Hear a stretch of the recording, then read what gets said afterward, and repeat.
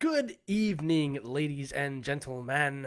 I am tonight's entertainment. I'd like to welcome you all to another edition of Puckdrop Live. Today's date, Wednesday, April 29th, 2020. We are live on Facebook on We Live Hockey, live on Hockey Wraparound, and live on Elimination Cafe for a weekly show, Puckdrop Live, with me, Lee. So once again, as we start every time, going to be waiting just about 2 minutes before we get going, just to make sure that we have people on that are listening. You guys can let me know if the feed is good or horrible. Make sure that I'm broadcasting through okay. Tonight's topic, as picked by you, is going to be the potential plan for the NHL to restart the 1920. I have to say it like this: 2019-20 season. It sounds like I'm saying the year 1920. If not, to see the plan to restart the season, finish the season, and then start the 2021 season, which is going to be very interesting indeed. So I've done my research as I said I would. I've got my notes here on what the plan is. It's a four-phase process. And I'm not going to lie to you, if you don't comment tonight, which you all have been awesome about doing, by the way. I cannot stress that enough. If we're not getting a lot of comments tonight, this is going to be a really short episode because it's not as in-depth as some of the other topics, mainly because there's a lot of questions that we don't know. I've actually written out a lot of questions that I don't know the answers to, but we're going to discuss. And I'm going to rely heavily on your questions as well to make sure that this episode keeps going. But as always, whether it's 5 minutes or 50 minutes, I'm glad to know that you guys are here and you're watching and you're interested. So Jeff Dwyer says, welcome back. How's everyone's week? That's a great question to start it off. Jeff, question for you. Let me know, is the stream coming through okay? Can you understand me? Can you hear me okay? Because it looks glitchy on my end, but that doesn't mean that it is on your end. So just comment real quick and let me know that. And then I'll get started. And you guys know how it works here. I kind of restart the episode a little bit quickly in about a minute. Just so I have a clean open for the podcast, which has been doing really well. I'm surprised. A lot of people have been listening to the podcast. Of course, if the stream is not clean, I will just restart it. But let me know. Let me know if you saw that. Jeff, let me know how the stream is, or anybody else listening, if you can see me or hear me. Again, I want to make sure that this thing is coming through loud and clear. Caitlin Elizabeth says, hello, everyone. Kate, again, I'm just making sure the stream is coming through clearly. It looks like it is on my phone, but let me know. Glitchy but clear vocals. Well, that's what matters. Okay. Let me restart this podcast. Again, first topic that's kind of current events, if you think about it. You know what I mean? Like, we don't usually have a current event. It's usually like a historical one. But here we go. How in the world is the NHL and the rest of the sportsverse, for that matter, going to restart, if they restart at all, to finish their 2019 2020 season? So there's a lot of talk coming. We've gone through some ups and downs. The NHL has been shut down for just over 45 days now since the last game has been played, much to the dismay of us all. And as per our votes on the Elimination Cafe group, which you can join on Facebook at any time, you have to answer one question to get in. It's one of the greatest hockey communities I've ever been a part of. The question was, what was the topic this week? We had a lot of them. I was really hoping the commissioner, Gary Bettman, is one of the best commissioners in sports, was going to take it, but it didn't. It wasn't even really up on the list at all. You wanted to talk about the potential return for the 2019-2020 season, so I'm going to address that. I've done my research. I've read up on what the NHL's plan is. I have some questions, and I'm fully embracing interaction tonight. So please make sure you ask questions or let me know your thoughts so we can keep this episode going, or else it's going to be a really short one. And for those of you listening on the podcast, we really appreciate it, whether you're on SoundCloud, iTunes, or wherever else you're hearing this. Thanks so much for partaking in Puckdrop Live and helping us go. It really does drive us here. So listen, let's jump right into it. Look at the timetable here. Again, it's been 45-plus days since the NHL shut down or paused the season was the language they looked at. And about 50 days since sports have stopped. So there's been some ups and downs. In the beginning, it was, we don't know how long this is going to last. Is it a 2-week thing? It seems kind of funny saying that now. A month, what? Is it a year? We don't know. And there were times, ebbs and flows of this. There were times I was for sure thinking we'll be back soon. It won't be that bad. For times I was thinking like, wow, there's no way we're coming back. All right, so let's look at the intangibles here. The NHL is very much putting a plan in place to come back and finish the season. And enough people have reported this, and enough people have confirmed it, from Wayne Gretzky to the commissioner himself, that they're looking into it pretty heavily, that it actually got my hopes up that this might be possible.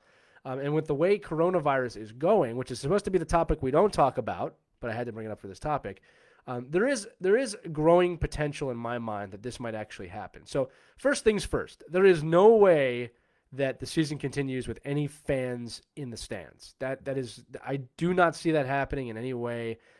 Moreover, I do not see any scenario where fans are going back to really packed sporting arenas without at minimum social distancing, which I don't think is going to be possible until some sort of vaccine is made. Now, we don't know when that's going to come, how fast, how slow, but until that happens, I don't see any possible way that fans are going to be in masses anywhere, much less sports, right? So first thing you have to know is fans probably won't be in the building. Next thing you have to know is this. Depending on where a team is located can really drastically impact if their arena can even be open. That's been addressed in this 4-phase plan that the NHL put together, which is pretty exciting. All right. So again, you got to look at some of these things. Then there's other things too, like the players have to stay healthy. There has to be a timetable. There has to be a location, so forth and so on. So there's a lot of intangibles here to be looked at that we'll discuss along the way. But the plan that the NHL has put forward is very doable if things fall into place. And of course, we're in a time of uncertainty, so we don't know if things are going to fall into place. But I do know that all the major sports leagues are trying their best to get back as fast as possible. So let's look right into it, okay? It starts off in phase 2 because we're in phase 1 right now, which is the pause, okay? The pause is nobody's doing anything, no one's playing everything. Players are quarantined. Something you should understand right now, too, is that the NHL has asked the players to quarantine. So that means if you're in an NHL city and you're not with your family, you haven't seen your family. Okay, you have to keep that in mind. So these players have been pretty much quarantined on their own. Now, the good news about NHL players is most of them are young. Most of them have wives. They don't have kids or wives. And the ones that do are probably with their families. So just keep that in mind, okay? But if you're a European player, right, if you're an international player, this probably hasn't been as easy. So phase 2 will start in mid to late May. So it's not too far off. It's about a month from now. The idea would be that practice facilities would open for workouts, small group workouts. So they'd be able to skate, probably get back on their feet, do off-ice training. Now, the concerns here with this phase is some of these markets are not going to be able to do that. For example, it's not going to be possible for the Rangers to play at Madison Square Garden anytime soon. Now, the Rangers practice facility is not in New York City. I believe it's in Westchester, if I'm not mistaken. But depending on where a team is located and where the practice facility is could change a lot. For example, the New Jersey Devils practice facility is in Newark. It's attached to the Rock, the Prudential Center. So there's no way they're probably going to be able to get into that unless there's heavy security. You understand? Like, there's just so many logistical challenges here. Now, it's not to be discouraging. It just might mean that some of these teams might be told, look, we're gonna have a mixed site in whatever site, North Dakota. Like we've talked about that before. I'll bring that up again in a minute. So the first phase is mid to late May. Players are activated to practice and train. That's the starting point, okay? All of this needs to be approved by the NHLPA, which means the players are going to have to jump on board. Now, this is going to be the real simple thing with the NHLPA, is that if they decide they don't want to do it, the NHL and the owners are just going to say, well, we're not going to pay you. And they have every right to do that, okay? And they're not greedy for doing that, right? If the players say, look, I don't want to play, the owners have every right not to pay them. It's just like any other job, okay? So the other thing, too, is that I said this before, the NHL players will be in heavy quarantine through all these phases, right? They're not going to be allowed to interact with anyone, which means you're essentially telling a player you can't see your family. All right. Again, I don't know the restrictions on this. There's going to be a lot of things I just don't know tonight because it's not been released. But there's going to be a lot of you're not allowed to see anybody, or you have to play with your team all the time.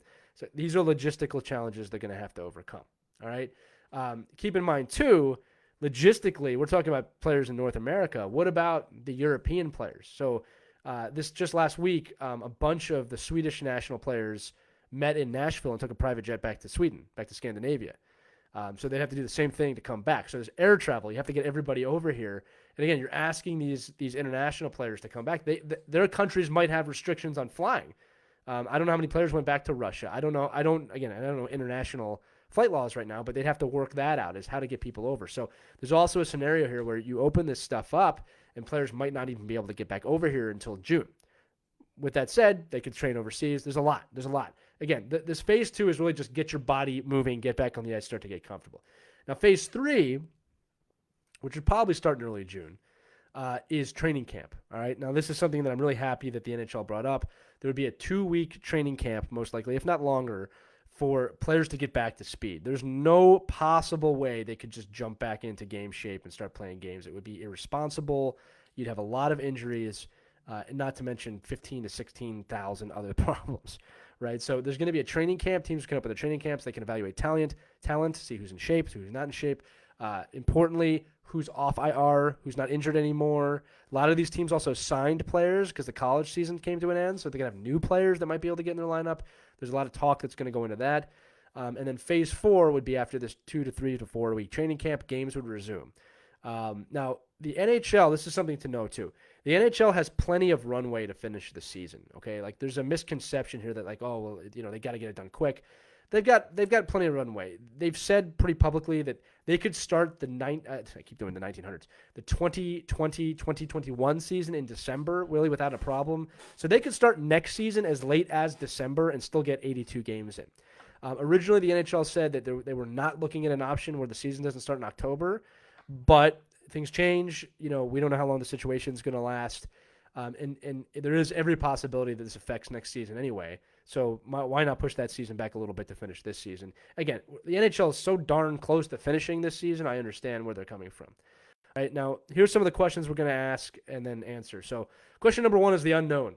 We just don't know what's going to happen with the virus. We don't know who's going to open, who's going to stay closed. We don't know if there's going to be a comeback of the virus where it comes back up. There's so many unknown questions that are happening right now. Can they get the workers back in the arena? I mean, I could keep going here. The next question is going to be the markets, right? Which markets can sustain NHL play? All right, so going back to phase 4, the plan that I heard that I really liked is there would be 4 neutral sites around the country that would house the rest of the regular season in the playoffs, okay?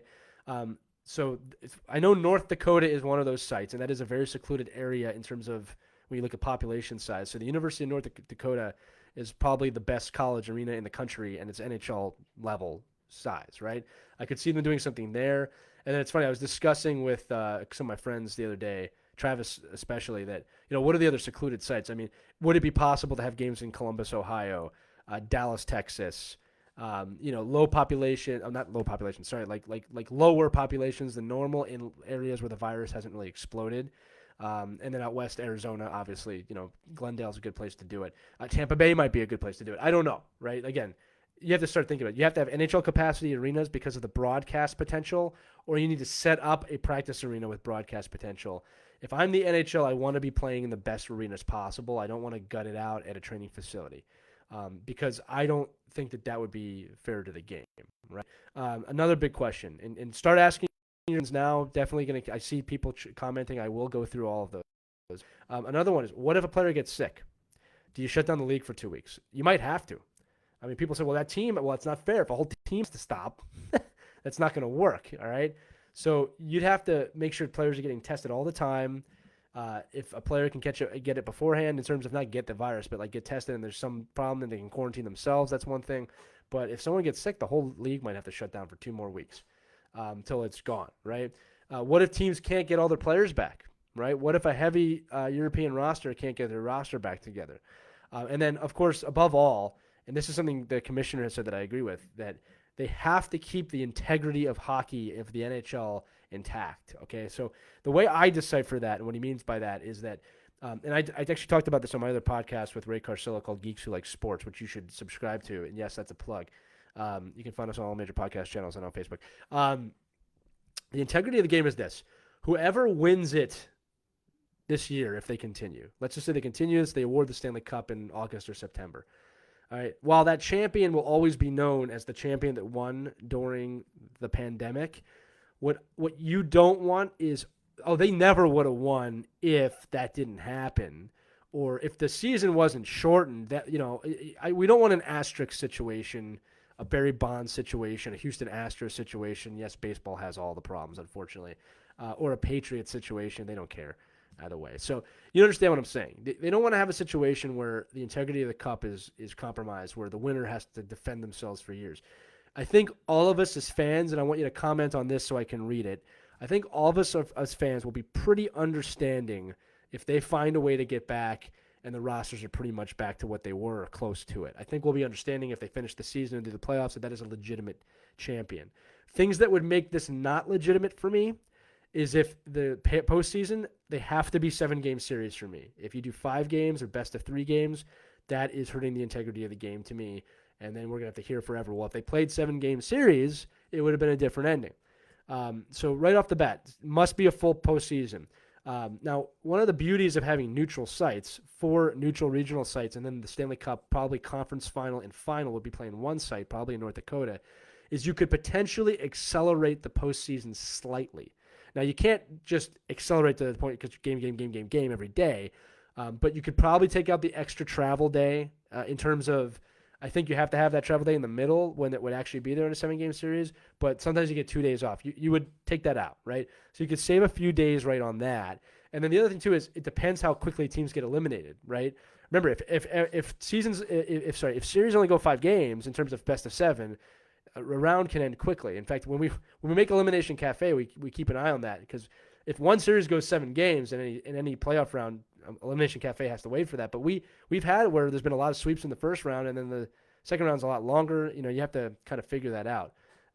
By the way, for those of you who are wondering about Elimination Cafe, yes, we have something coming called Eliminated Indefinitely. It will be out soon. We have a lot of things going on here, so planning it, producing it, and doing everything has been a logistical challenge, to say the least. But it is coming, it is written, and it is going to be probably the best thing we've ever done.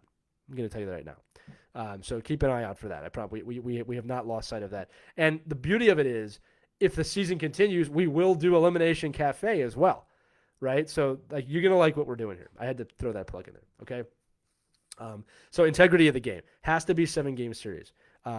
Another question I saw earlier was, why don't they just end the regular season and start the playoffs?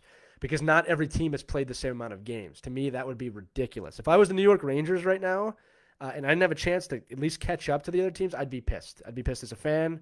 I'd be pissed as a player. I'd be pissed as a GM, an owner, a coach, and everything. So all teams have to play the same amount of games. Now, here's a question for you to comment on as well. All right. My first thing is they have to play the same amount of games. So every team could hit 75 games right now if you wanted to shorten the regular season. I think that would be a mistake. I think everybody has to play the whole 82 games. Also because playing 75 games would be another nightmare, because when you hit 75, you can't just stop if another team hasn't played 72 games, right? So the schedule could be a nightmare.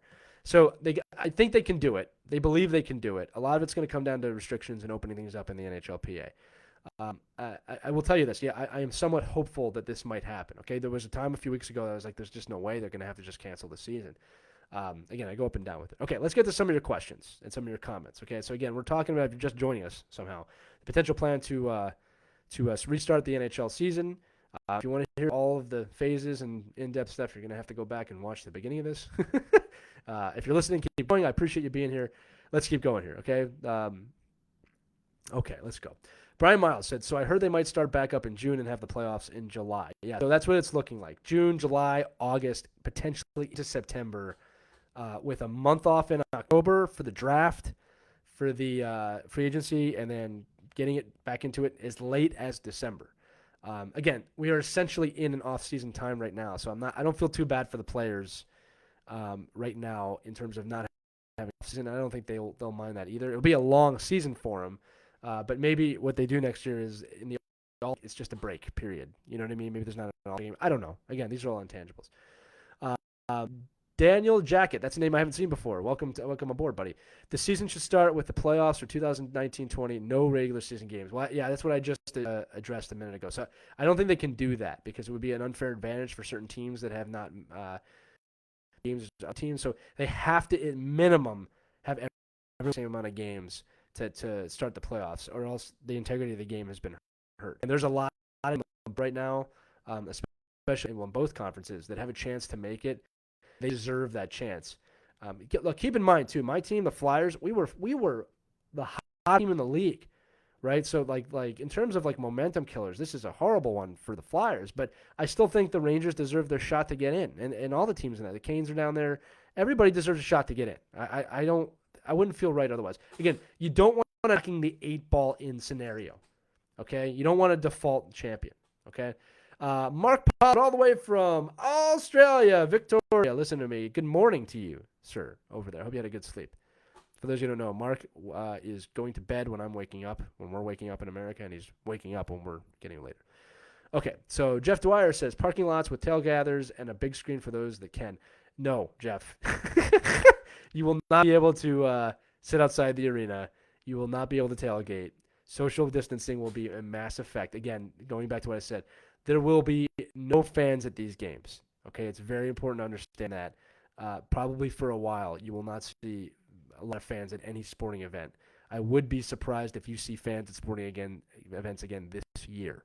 That's my belief. Okay, unless a miracle vaccine comes up, then that changes everything. But that's probably not going to happen with the way vaccines are tested and approved, and that's not a bad thing. Okay, like I said, we're not going to get political here. We're not going to talk about businesses, but in terms of mass gatherings of crowds, that's not going to happen.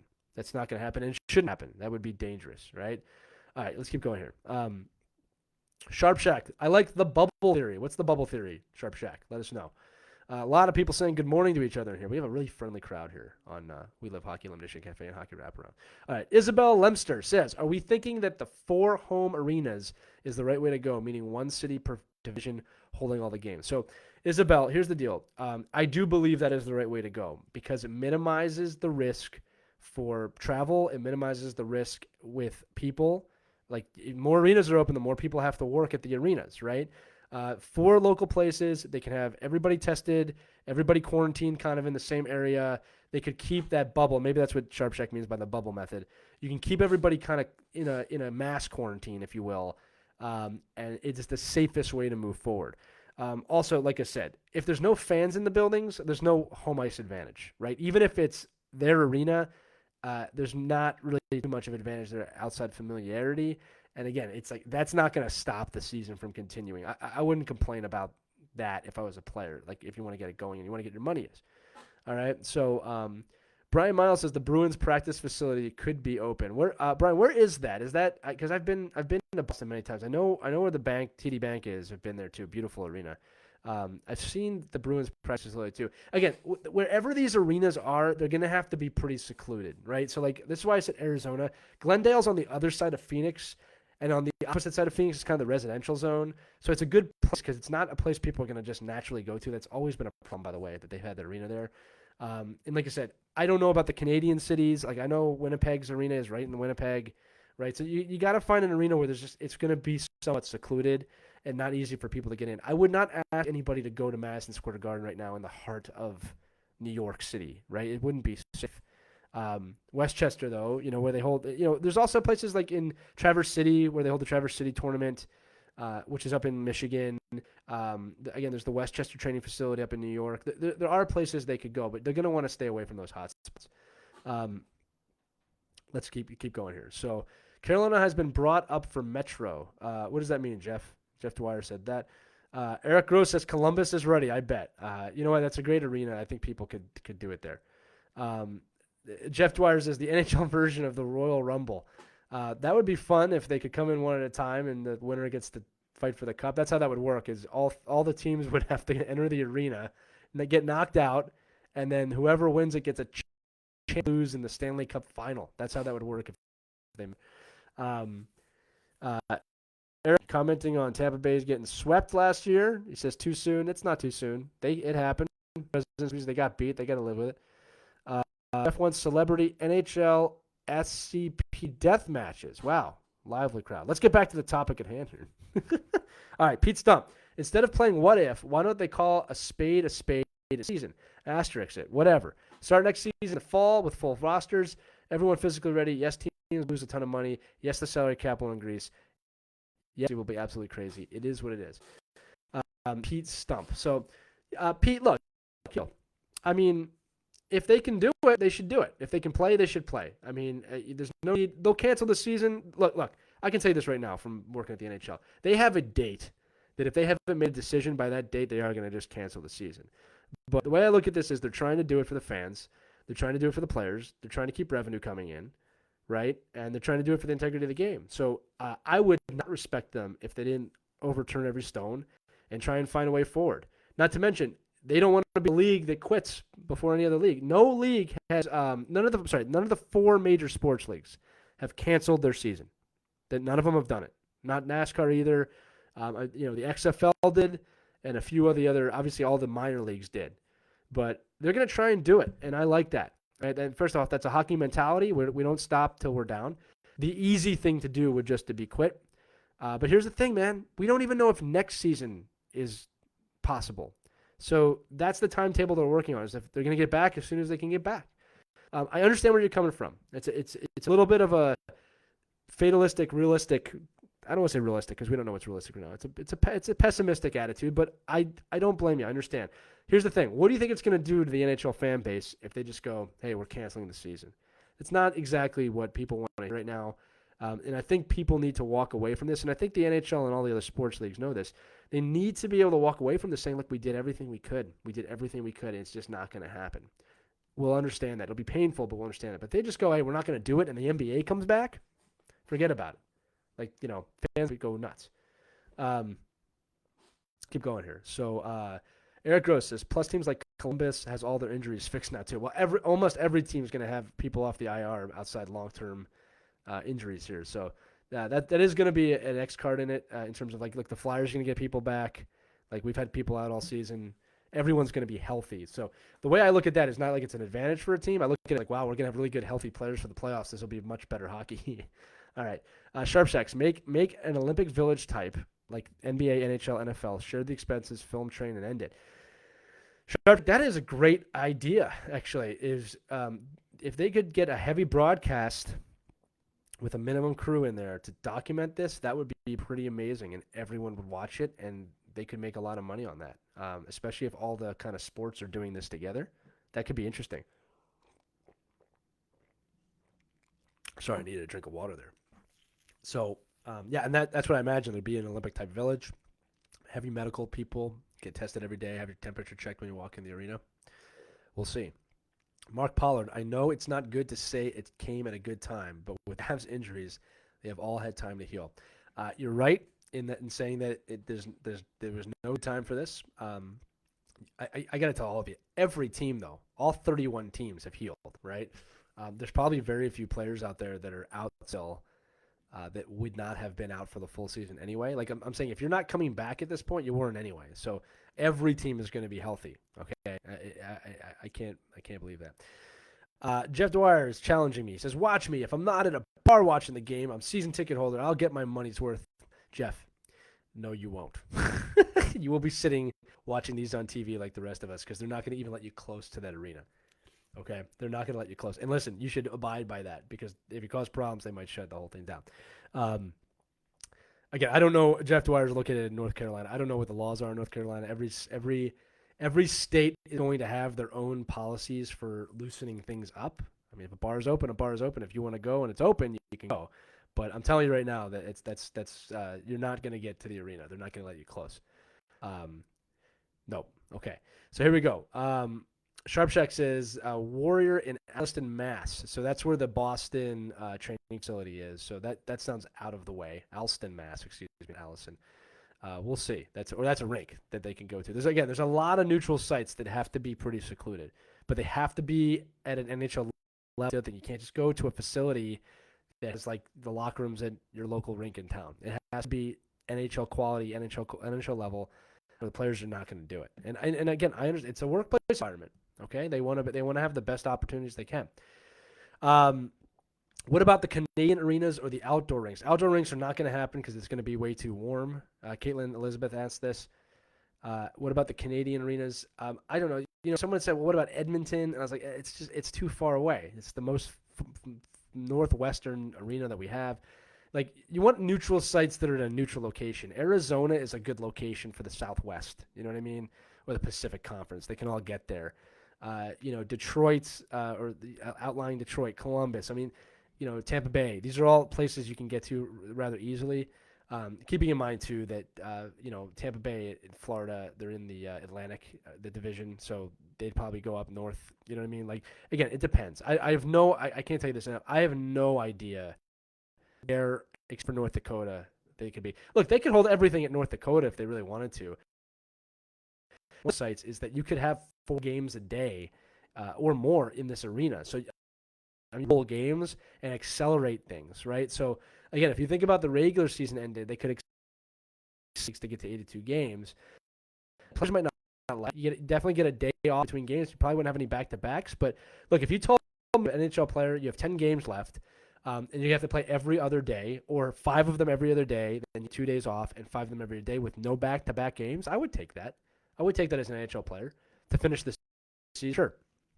I mean, again, it's better than the 2 days on, 1 day off, one game, 1 day off, one game, 5 days off, one game.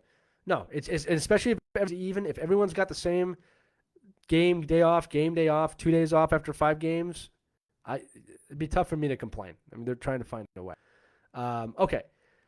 Caitlin Elizabeth says, Jeff Dwyer says Carolina to hold the Metro games. If that comes to it, they will finish the regular season. So, Jeff, here's a question for you. I don't know where the Canes, was it PNC Arena or whatever? I don't know where you're located. Is that in the city of Raleigh, or is it in an open area where it would be tough to get to, and not a lot of people are near? Like, for example, they won't do this at Nassau Coliseum, probably in New York, but that's actually a good kind of land layout. Because what would happen is, there's a hotel there and there's the arena and there's not much around it. Speaking of that too, Philadelphia, which having a COVID outbreak, but the Philadelphia Sportsplex might actually be a legit place for games because it's a sports complex and it's outside of the city, and they could easily get the players there. So, and that might happen. That might happen too. Caitlin says they should send We Live Hockey to document the pandemic sports village. I'm in. Caitlin's referring to the documentary series that we often do in the game. If I could work that, Caitlin, I might do it too. I don't know. My gut tells me not to travel right now to these things, but this is history. Maybe. Jeff Dwyer, our parking lot is open for general public. No restrictions or parking lots are closed. They let us skate, walk, etc., except go to the PNC Arena down here. Jeff, they're not going to let you in. They're going to bar it all off. People, join me in here, telling Jeff, knocking some sense into them. If they do this in Raleigh, they are not going to let you near that arena. They're going to block off the parking lot. They'll gate it. They'll keep you out of there. And if you are the guy running up to the arena, they'll get you. Leave them alone and let them play the games. Don't be the guy that ruins this for everybody else. All right. He says the PNC Arena is about 20 minutes from downtown Raleigh anyway. So there you go. So if it's outside the city and in a really secluded place, it's possible. Although I don't think that's going to be one of the 4 arenas. I'm not going to lie to you. Eric Gross, wherever Columbus play, we will just have to bring the cannon. Yes, you will. That would be funny. Actually, here's the thing. What they would do, most likely, is if they go to actual places, they would get all the goal horns, all those little things that you do, maybe even get the mascots. I mean, there's only one mascot in hockey that really matters anyway, Gritty. And would see what would happen. I'll travel if it's paid for, Mark Pollard. Yeah, the trip from Australia might be a lot. We'll see.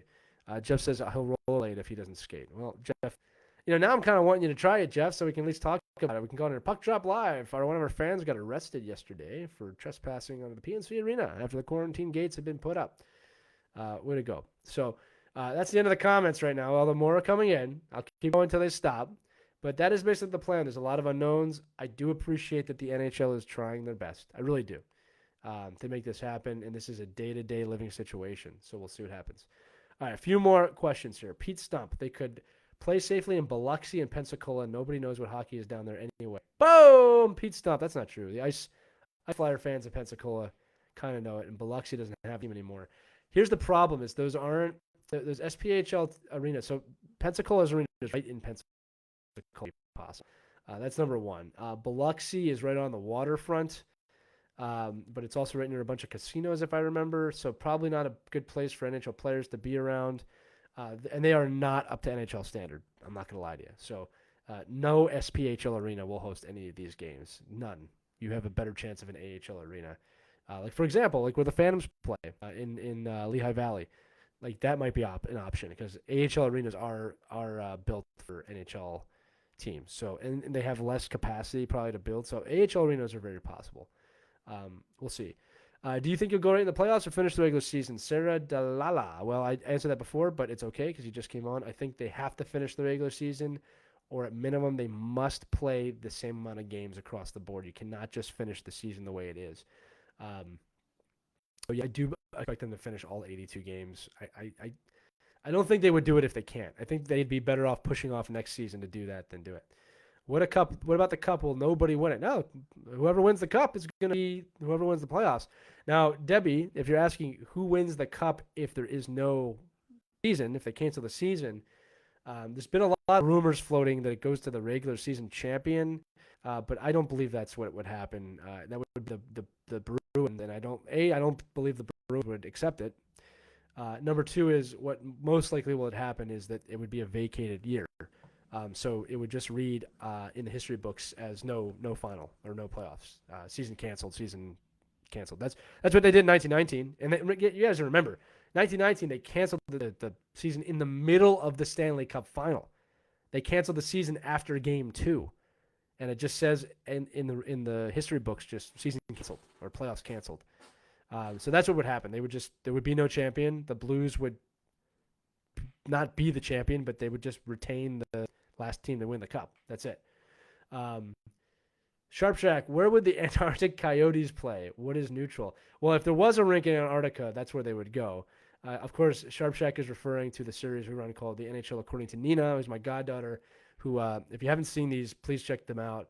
We've shown her only the logo for each team and the 3-letter code for each team and said, what do you think this team name is? And she's come up with some unbelievably creative names as we teach her the ways of the Force and teach her the real team names. The best ones being the Antarctica Coyotes were pretty good. We also, she actually had the New York Rangers correct, but that was a really funny answer. There's a lot of funny ones in there. Share them with your friends, please. And thank you all for watching that. You really make Nina's day, the fact that she gets to do this. I'm really proud of her for getting through it. We asked her if she wanted to do it. She's been great. Mark Pollard says, bring it to Australia. You don't have NHL arenas in Australia. You know that. Maybe one. Might as well bring it to London if I'm going that way. Pete Stump says, I was being totally facetious, by the way. At least you're honest about that. Jared Moron, you have said play in Austin, Texas, Park, where the Texas Stars play. Again, that's an AHL arena. That might make a lot of sense. Austin's a very interesting city. I've been there. It was really beautiful. Nice thing about Texas cities is they're not as populated as the East Coast cities or the West Coast cities. So, yeah, I think AHL arenas could absolutely play into that. It looks like Caitlin just posted one of the Coyotes Nina's video, and that's exactly what it is. So, all right, listen, I'll stay on for another minute. If you got more questions, let me know, or else I'm going to end this thing. But, yeah, the NHL looked like a 4-phase process, mid to late May, opening practice facilities. Then Phase 3 is opening training camps. Then Phase 4 is resuming gameplay all the way to the Cup final with the potential of moving the 2020-2021 NHL season back to December. The kind of last time they could start that season and still make 82 games. I applaud the NHL for really trying here. I really get the impression that they are trying. They're not just blowing smoke up our arses. They really want to bring the season back. And I think that's a real testament to the fans. I really do. I think they deserve more credit for what they're doing right now. Jeff wants to know, okay, I'm going to warn you now with Jeff Dwyer. He has a interesting sense of humor. He is based out of the 1990s, so most of the things are going to be based out of the 1990s that he says. I have no problem saying that. So, will the playoff theme be We Will Survive, and the couple winners have the Tub Thumpers, I Get Knocked Down? I didn't even read that before I made the 1990s joke, Jeff, and I'm straight on. The Tub, man. First of all, it's Tumbawamba, not the Tub Thumpers. I get knocked down, but I get up again. The Flyers are never going to win the cup. That was subconscious speaking. Tumbawamba, I get knocked down. A little throwback to the 90s here on the WLEE network. Tuned in live. Let's keep going here. So, Mark Pollard's begging for a job from Australia. We'll see, buddy, one day, maybe. I'll let you know. Also want to comment on, I'm just opening up. There were a few other topics that kind of on Elimination Cafe that I'm going to comment on. Continue to comment. I will read them. I want to, but I did want to at least read a couple of these other comments you guys made because they do directly correlate to what I'm talking about. Okay. So one of the questions was, how does all of this affect the Seattle franchise? Again, all of this that I'm about to say is just a guess. As of right now, I imagine they would move forward with the expansion draft and they'd move forward with a season. The only way they won't is if something special is happening in Seattle where they can't play or the arena's not done. I think they have purposely held off on giving the new name. By the way, the best new name, Seattle Grind. That's not official. That's what it should be. It makes too much sense. The Seattle Grind. It's obvious. It's a great name. It could live on forever.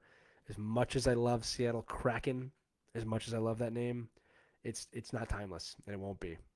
The grind. It's got to be the grind. All right. So, yeah, I believe things will just move forward as planned with that. They'll still have their expansion draft. Might be pushed back depending on what the season does, or there's an outside chance they just say, look, we're going to come back for the 21-22 season. I don't know. In fact, I'm not sure they're starting until 21-22 anyway. The impact of finishing 1920 has on the entry draft 2021 season and expansion draft. So again, if they decide to move forward with the plan they've been talking about, all of that should be compacted into October or whenever the season ends. They'll compact it very quickly. The NHL awards will not be in Las Vegas. They'll just name them probably in some sort of TV thing. All of this is to be expected with what's going on. It's not crazy. It's just not normal, right? It's not what we're used to. So I think that's okay, though. All right, and I think that's what's important about it. So, yes. Okay, a few more of your comments. The other thing on here was why Barry Gitman is good for the game. I'm not gonna lie to you, I thought that would get more votes. I've studied that. I'm actually not a Bettman hater, but I guess people just don't want to talk about that. All right, keep going here. Okay. Caitlin Elizabeth wants to know, is Travis Bowman lurking in the shadows here? Definitely not. He's definitely not on here. He doesn't watch these. He's doing his own thing. Okay? He doesn't have to be on everything that we do. This is my time with you. This is my special time with you. Okay? If you're still listening to the podcast, don't hang up just yet. I'm going to end it soon, I promise. Mark Pollard said, I asked on the poll, what do you think the players like Sakic, Forsberg, Yager, and Lindros would go in today's game? Mark, it's a tough question whenever you ask about players from the past playing today because there's so many intangibles. So, like, the first question I ask is, like, okay, are you asking me if I took Peter Forsberg, Yager, and Lindros out of the 1990s in their prime and dropped them into today's game, would they do good? Or did they organically develop and start playing in today's game? You know what I mean? Because, like, look, if I took Gordie Howe out of the 1950s and plopped him in today's game, he's going to suck, all right? Because the game's evolved a ton in the last 70 years, right? But if and the other thing, too, is you got to remember, these players evolve the game. I've always said that, like, I hate the could Gretzky have played today debate. First off, yes, he could have. But the debate is not this. It's he changed the way hockey was played. He evolved the game. So now every player plays essentially the way he did, or they emulate that. So that it's one of those things of like it's tough to answer. So look, I think most NHL players from the 90s could survive in today's game. I think some I like Rick Lindros probably wouldn't be as successful, not just because of the head injury thing, but just because that type of player, that big, gigantic power forward, would be beat by speed. Just Patrick Kane would probably skate circles around someone like that today. So he'd be a very different looking player. One of the things that was shocking, so I mean, as many of you followers know, we go to a lot of the NHL events, so I'm around players quite a bit, and every one of them is 6'3", 6'4", 6'5", but they are a lot thinner than you'd think. I mean, they're really lean, big shoulders, obviously humongous legs, but they're not like Eric Lindros was a monster when I saw him. He was just massive human being, like a football player. And NHL players in the 90s were like that. They were really gigantic for the most part. Again, you look post-lockout, that's why guys like Martin St. Louis amazing. You know what I mean? Because they didn't have these restrictions anymore. He was amazing before. But I'm saying Bure would probably be one of the best players in the world right now if he was playing today. Right? Clutching and grabbing him. So it's always a tough question. Ray Carcillo says, Travis interrupted watching wrestling last night. I gave him quite the earful. Yeah, Travis has no idea what's going on outside the world. He's a great person, though. And that's one of the reasons I love him. Mark Pollard is in the prime. Well, I think I answered that. Some of them, Peter Forsberg would be great in today's NHL in his prime. Lindros probably not. Yager would be unbelievable in his prime. Unbelievable. He'd probably be one of the best players in the game. He'd probably be the best player in the game today, up there with Crosby, Ovechkin, Kane, McDavid, and insert your player name here. Jeff Dwyer, how do you think the season ticket members from last year will get cared for with the games already paid, especially with the uncertainty of getting to go to games next season? You will either be A, refunded, B, given a credit for tickets for next year. The reason you haven't gotten those yet is because they don't know if they're going to finish the season this year. I know I said there'd be no fans, and there won't be. Or C, there's going to be some sort of buyback program. I don't know, but they will reimburse you. They can't just not do that. That's illegal. Like example, I had tickets to the Flyers Edmonton game. I haven't been reimbursed yet. We're holding on to see what happens. So they're gonna get an ear from me about that. Like, oh, we'll give you credit. Like, I just want my money back. Okay, guys. Sorry. So yeah. So I think that's gonna do it for tonight's Puckdrop Live. Let me try that again. So I think that's going to do it for tonight's Puck Drop. I did it again. So I think that's going to do it for tonight's Puck Drop Live. I'm Lee Elias with We Live Hockey, Hockey Wraparound, and Elimination Cafe. And I want to thank you personally for listening to me tonight. And remember, hockey's not something you do. It's something you are. I'm not going to lie. I had my hand on the end broadcast or anything like that. I just thought it would be cool to do that voice. So I'm going to end this now. Again, I want to thank you once again for listening to Puck Drop Live. If you haven't already, please make sure you follow our pages, all the pages, Hockey Wraparound, We Live Hockey. If you have not joined the Elimination Cafe group yet on Facebook, jump in there. It is an unbelievable community. Also, if you are a player and you're running a free Hockey Wraparound, we are running a contest right now. Hockey never stops. All you have to do is share a photo or a video of you playing hockey, however you play it. Doesn't matter. You don't need a wraparound or anything. Use hashtag Hockey Never Stops and or tag us at Hockey Wraparound, and you will be in the running for a free Hockey Wraparound or a PVCK shirt that we're giving away. Grand prize is going to be a hockey sauce kit. We also have other prizes coming that I can't mention yet, but we have some big new prizes coming because everyone wants to jump on that. We've had over 2,500 submissions. It's been blowing us away how big this has gotten, how fast it's gotten. But we have given away 45 plus wraparounds already, and we are not going to stop. We're going to continue doing that. So please check that out. I wear the hat every week. For those of you who don't know, this is one of the companies that I run. I own it. And we've been built completely off the hockey player and the hockey people and our fan base. And it's kind of like We Live Hockey. We live off you, and you hopefully we make a good product for you. All right, everyone says good night. Have a good one. Hockey never stops. Hashtag Hockey never stops. Good night, all of you. Once again, this is Lee Elias signing off from Philadelphia with Puck Drop Live. We'll see you next week. Bye-bye.